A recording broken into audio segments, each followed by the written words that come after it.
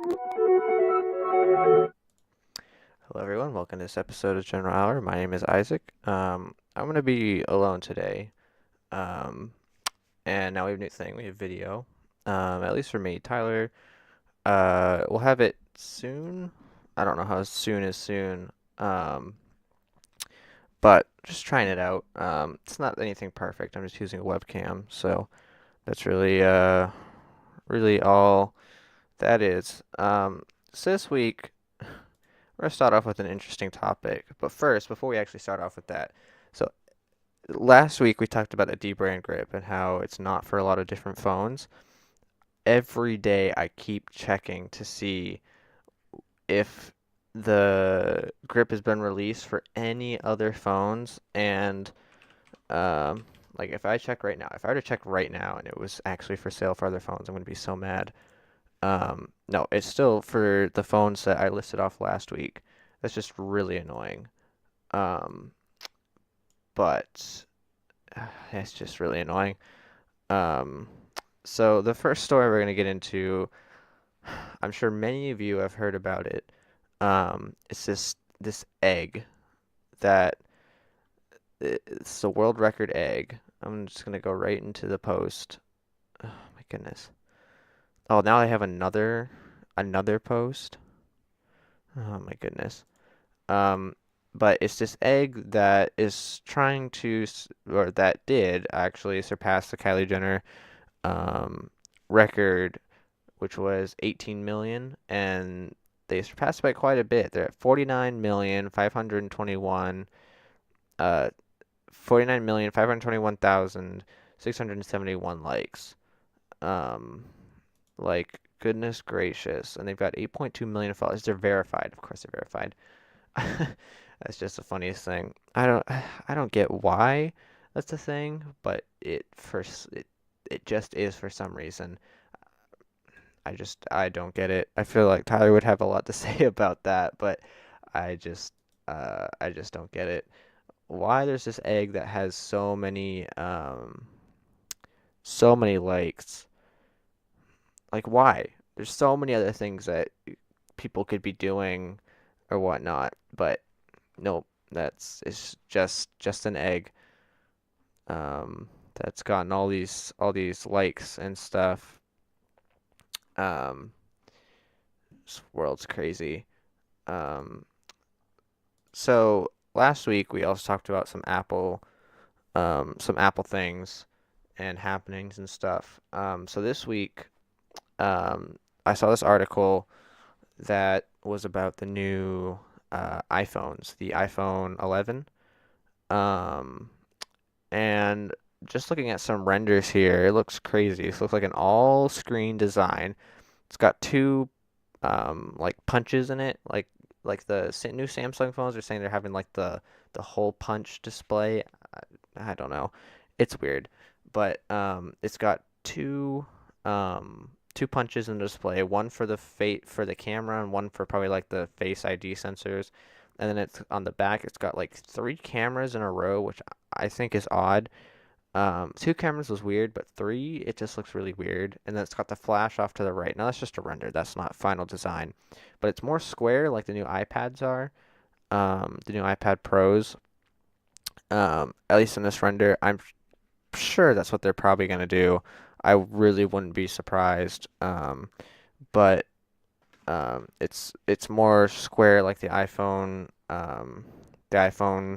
5 is, and all that stuff.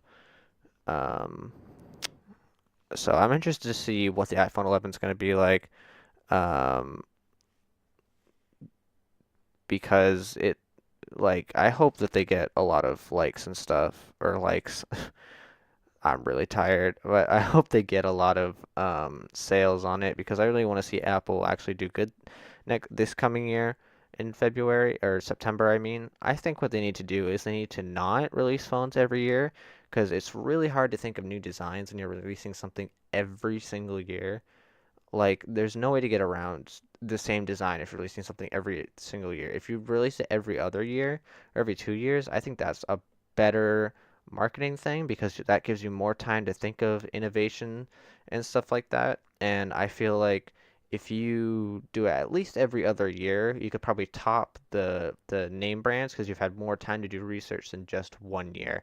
I'm sure they do research while they're already doing research on other phones, but I feel like you could do even more if you have if you're doing it every other year type of thing. That's just my take on it. I doubt Apple would ever change that. They'll probably just do every year like they usually do. But that's my hope is that they get to a point where they can actually do good. And I think that they have to take a couple steps back to take one step forward. I think is what needs to happen with that. Um, so the next topic, which I wanted to get to last week, but we didn't end up getting to it. So Bose is apparently or has apparently invented a noise canceling system for a car. Now, when I saw that, my first thought went to what they taught us in driver's ed, which was to not wear headphones and drive at the same time because it distracts you from things. And so noise canceling in a car, uh, I'm sure that they can make it so that if there's like certain noises like a horn honking or a siren that you'll still be able to hear it. But I feel like it's a really bad idea because I feel like you can get really distracted really easily and just get lost in whatever you're listening to or just how quiet it is. Um, I don't know. I don't know how I feel about it. I would feel dangerous in it, is what I would say. I would not feel safe in it. Um, like I get the reason for it. Like unless, okay, the only reason I'd be okay with it is if it takes noise out of the like if the noise is dampened, like the road noise, but it you can still hear everything like the cars around you and all that thing. But if it can dampen the road noise, I feel like that would what's the word I'm looking for? Um, like if it can only dampen the road noise, I feel like that'd be better than if they're to dampen everything. Um, but if it's yeah, this article says is to eliminate the vehicle's vibrations, so I'd be fine with that. But if they do anything like canceling out any of the noise outside, I would not feel very safe in that vehicle. Because I just feel like I just get really distracted. I get distracted anyways when I listen to music because I turn it up probably a little louder than I should. I do. And I get distracted a lot of the times because I just get lost in whatever music I'm listening to, and all of a sudden I realize, oh, I'm speeding. Oh, there's like this and this and this, and it's like, what? I don't, I just don't know. I get distracted so easily. Not that I get distracted easily when I drive. I'm not saying that, but I get lost in music and stuff. Um, so I think it's a bad idea, um, unless it's just to cancel out the road noise. Especially when you get bigger tires. Like I could see that in trucks when you have the bigger tires to lower the road noise. That'd be really nice because a lot of times you have to turn the radio way up just to not hear the road noise when you're driving like a truck or a vehicle that has larger tires. So I think that'd be better um, for just canceling out road noise. So the next article, getting into cars now, not tech anymore. So apparently, I saw this article. Now, Tyler's a big Corvette fan. He would totally cover this if he was here. I actually wanted him to cover this. Um, but the article title is The Mustang GT500 and the mid-engine Corvette might share gearboxes, which the mid-engine Corvette is going to come out in 2020, supposedly. Um, and so apparently it's going to have dual clutch transmission. Um, and in order to do that, I guess they're just sharing the same gearbox, except one's a Corvette gearbox and one's a Mustang gearbox. And both these vehicles are coming out in 2020. Um, and they're going dual clutch. See, the article says there's been a lot of speculations about the mid-engine Corvette, and one of the rumors has stated that it could go dual clutch only and ditch the manual transmission. The upcoming Mustang GT 500 was rumored to be dual clutch since mules were spotted with fast shifting transmissions, and now with its release this morning, that swap to a DCT has been confirmed, or dual clutch transmission. That's a quote right from the article that I am looking at. It says it can handle a high amount of torque that both the vehicles originally had, and apparently it's being developed by Tremec. Now, I don't know who that is. I guess I could probably just look that up since I'm staring at a computer right now. um, oh, it's a transmission making company. I don't know if that was the right wording for that or not. Um, but I think that's just kind of interesting that two completely separate um, manufacturers are using most likely the same gearbox, which I think is kind of funny. Um, because like usually people is like, oh, I'm a Ford person or oh, I'm a Chevy person. Um, but it's funny that like, oh, the Corvette's better, no, the Mustang's better, when really they're pretty much the same except for the engine. But gearbox wise, they're the same, so they could probably handle the same amount of power and torque. One might be a little faster than the other. I'm hoping it's the Corvette, but I just think that's kind of funny that like two companies that usually people fight over have just like the same the same gearboxes. So another car article I saw is that it says the article title is Ford debuts 700 horsepower street legal Mustang Shelby GT 500. Um, and so apparently, I guess that's a big thing. So it's 700 horsepower. It's the quickest street legal Mustang in history, according to this article. It says it can get from 0 to 60 in the mid 3 second range. Um, it borrows from Ford GT Supercar and the race-tuned Mustang GT4, which is interesting that they're borrowing stuff from a race car and they're still making it street legal somehow. Um, I really wonder how what that would sound like because I'm sure 700 horsepower probably sounds a lot.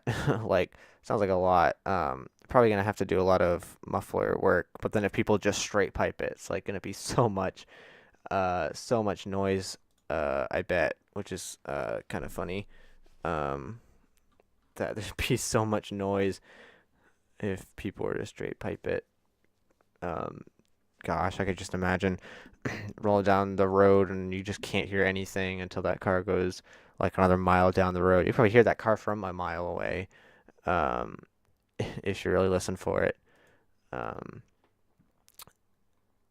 so something interesting um, I saw is that we're moving back to tech now. So there's this thing called G-Sync, which for most people they probably know what it is, but if you don't know what it is, basically it like stops screen tearing, which is when you play video games, like it literally looks like the screen is kind of like tearing apart. Um, Not that the screen is actually tearing apart, but like fragments when you're playing video games and stuff. And so um, Nvidia and AMD both have their own versions of it. So AMD uses FreeSync, and Nvidia uses. Did I say? I don't remember what I just said. AMD uses FreeSync. I think is what I just said, but if not, then I'm lying. But they use FreeSync, and Nvidia uses G-Sync. But most G-Sync monitors are really expensive or hard to find, and there's a lot more FreeSync monitors. But now there's a driver that just got released for um, graphics cards, the GeForce ones, that basically unlocks the FreeSync technology. So now you can use a GeForce, or you can technically use G-Sync, but with a FreeSync monitor, so you get the same effects as a G-Sync, um, but you get it's on FreeSync, which I think a lot more people have for the FreeSync monitors. I know my friend has, or my friend Tyler has a FreeSync monitor. So I wonder if he's gonna take advantage of that if he can. I don't know necessarily what cards it supports, or if it's only for a certain type of card, um, like specific. Um, I guess I'll have to ask them next week and find that out. Um, but I just thought that was pretty interesting. Like I don't have any monitors that are higher than like 60 hertz. I just don't have the money to afford those things. But eventually, I hope to eventually have those things. Um, so I was at school, right? I'm a senior in high school right now, so I was at school, right? And I'm reading a book that I didn't get assigned. I got to pick it, but it's basically a book where we have to read and then do like a argumentative essay on. It's a weird thing. But anyways, I got assigned a book, um, and uh, I was reading it, and lunch bell goes, and I get up and I start walking to lunch, and I got so like entranced, I think that's the right word, or mesmerized by the book. I just kind of was like in it, and I got up and started walking, and I felt like I was out of it, and I get like halfway down the stairs towards the lunchroom, and then I kind of come to, so to speak. I kind of snap out of it, and I'm like, wait, what the heck just happened? It was so weird how I was just like entranced in this book, and I snapped out of it and just realized, oh wait, what? I'm not in this book. I'm in real life. Hello, what's happening? So I think that's all the time I have for tonight. That's all I can really think of. I'm hoping next week to have Tyler on. I think he'll be on. There's just some different things that happened that he couldn't be on. Like he had to wake up really early. It'll be yesterday when you see this, but t well, I guess it's yesterday now. But today he had to wake up really early, and I guess he's really tired now, because he was installing some things on his vehicle. He put a new bumper on. Um, but he'll be on hopefully next week. Um, so thanks for watching. Um, I'll put the links for these articles in the description below. Make sure to leave a comment on different things you want to hear about. If you want to hear about more tech stuff, we'll find more tech stuff, more car stuff, both. Really, we'll talk about anything as long as it doesn't involve politics. Don't really want to get into that stuff. But uh, thank you for watching, and we'll see you next week.